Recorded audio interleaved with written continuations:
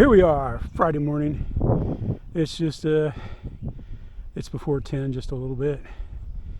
Probably about 9:30. Got all the planes put together. 3 inches, so they're pretty close. They're both 6-cell power systems. Timer start, timer stop, motor on.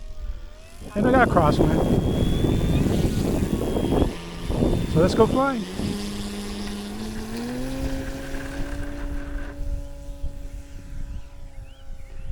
I took off heading that way.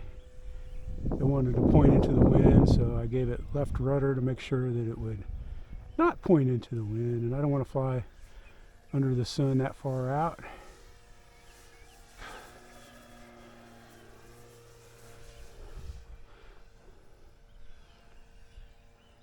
Need to get up just a little bit higher. There we go.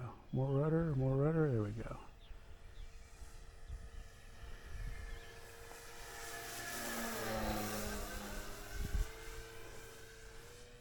Rudder, elevator power, rudder, elevator power. I noticed right away I'm using more throttle on this than what I do on the Super. Time remaining 7 minutes. I mean, not that I'm comparing apples to orange. This is applesauce, and that is orange Julius. Why do I say that? Because they're different, but they're both good. I haven't flown this in a while. I was going to bring a jet. I thought, yeah, heck, I haven't had to. I've been looking at the big V.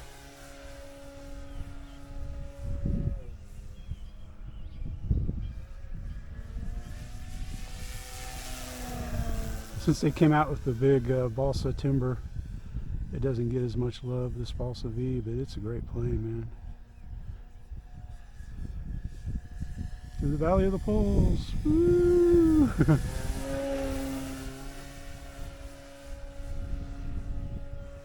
I don't have ASX on this. It's getting whipped. It's getting whipped. It's getting whipped around just a tick with the wind. So we can't bring her for a landing. Take off flaps. Ooh. Go one click of flaps on this one.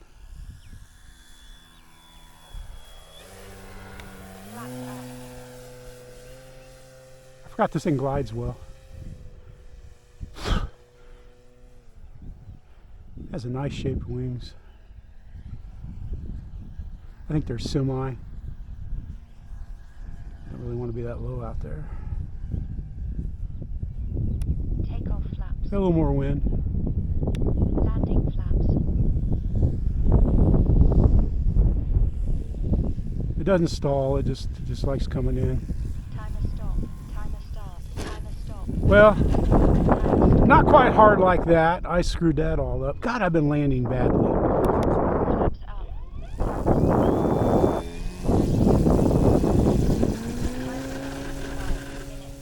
A little more crosswind from the left side of the runway. I've just been landing poorly. I've been misjudging my touchdowns. On high wings anyway. I've been doing well on the warbirds, but this week I just haven't quite been on. No flaps this time because of the wind. It's blowing pretty good.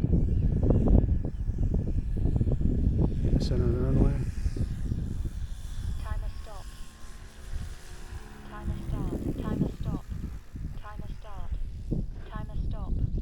Whoa, you see the crosswind got under it there. And right up there, right before that pole, about 20 feet in front of that black and white pole right there, is a little hill. Timer start. And that little hill kicks wind up. It doesn't look like it would, but it does every time, especially when it's out of the west, northwest, blowing across. That's no excuse. I should have landed down here.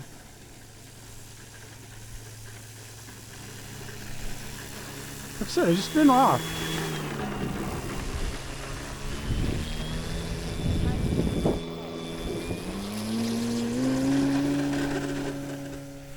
I really don't like the wind from this direction at this field.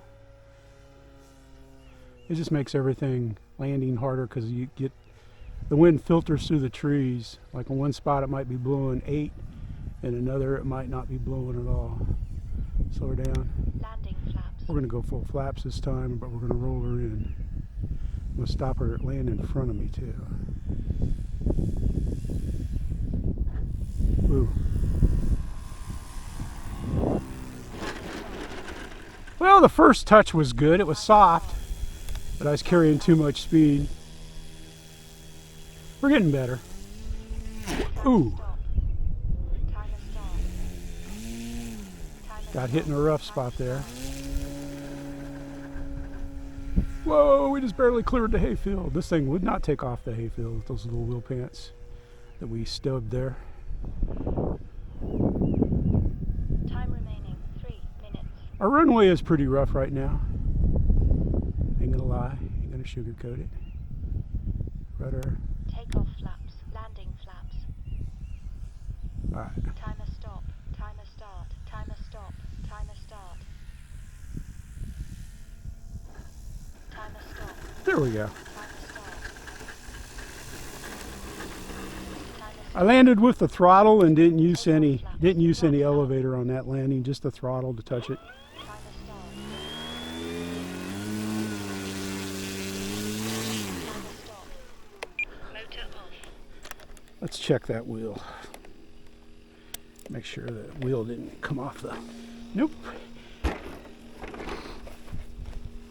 It was just caught in the rough ground. I just wanted to make sure. Sometimes like you loose a nut. A nut! Motor on. You loose a nut Timer start. on the wheels.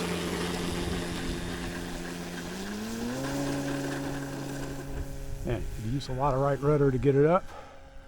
One to churn into the wind, which is okay. That's what planes like to do. On account of that thing on the back. Bring her down.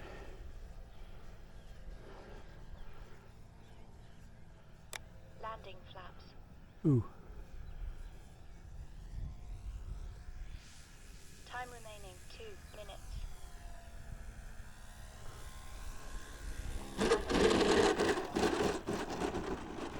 That was a nice landing there. Flaps up. Timer start.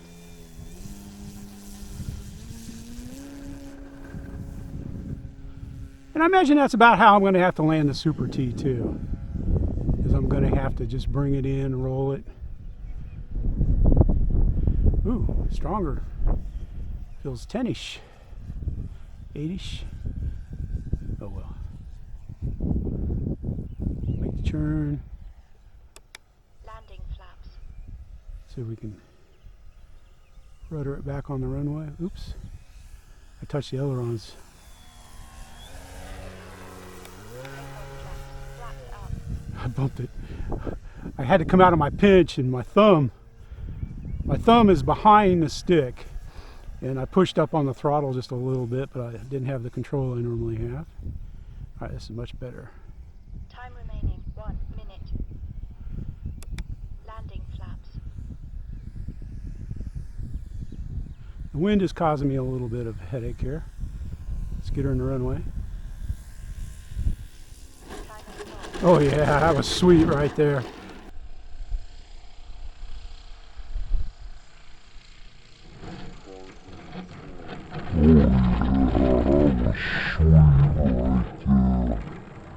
That was sweet. Start. Flaps up. Should always taxi with flaps up.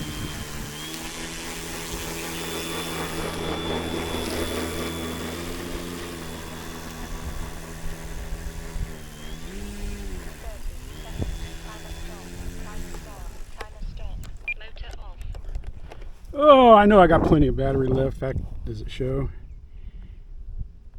I got a smart ESC in there.